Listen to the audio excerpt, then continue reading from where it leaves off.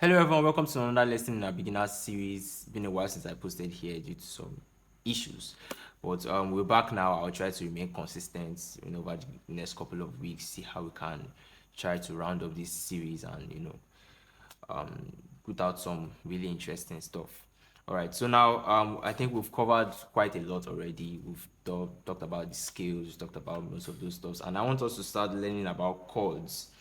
All right, but before I teach chords and show you how to play different kind of chords, I think it's very important for you to understand intervals first.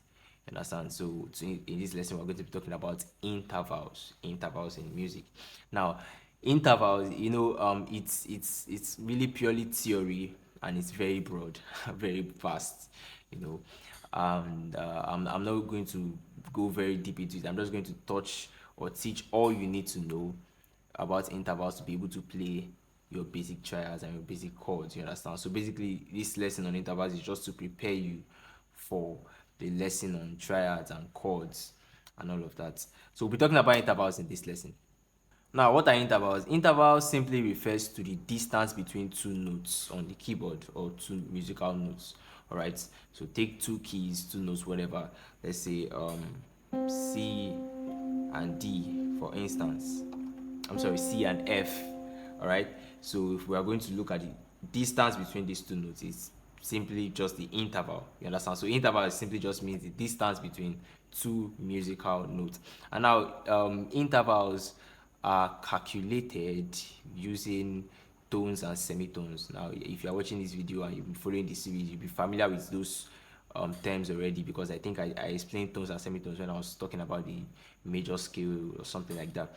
So you know what a tone is by now. You know what a semitone is. A semitone simply means it's also called a half step. So if you move one from one key a half step above, and a tone is just two half steps, right? So now intervals, I said intervals are calculated in tones and semitones, but we'll focus more on the semitones. You understand? So for instance, if you are asked what is the interval between C and C sharp, now you need to look, okay, how many semitones apart are they? It's just one semitone, right? So now an interval of one semitone is called a minor second. I'm just going to keep on listing it like that. So an interval of one semitone is called a minor second. An interval of two semitones is called a major second.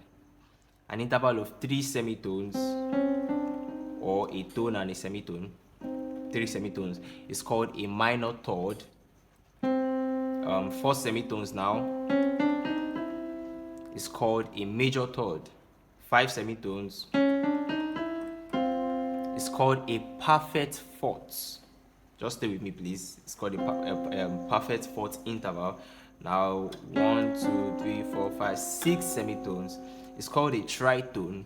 Actually, this one has it has like three different names. We can call it a tritone. We can call it an augmented fourth.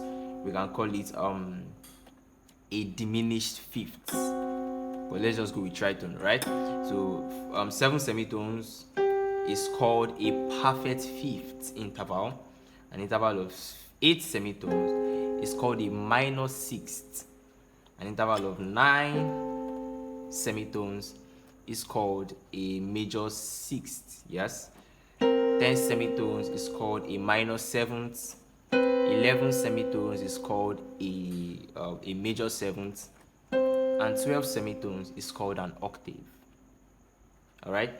Minor second, major second, minor third, major third, perfect fourths, tritone, perfect fifths, minor sixth, major sixth, minor seventh, major seventh, and an octave. So those are the basic intervals we have. That's it. That's literally, it's just very basic. So you just need to understand your distance in semitones. If you're able to understand distance in semitones, you can easily get the intervals of this. Now, what I just did, as simple as it is very important, because when I start teaching you about chords, the way I'm going to be naming those chords or giving you the chord qualities, you are going to need it very, very much. I could name it, give you a chord that contains maybe a root, a major third, and a perfect fifth, or a minor third, and a, you understand, something like that. So it's, you just make sure you understand it very well. So I'll go one more time.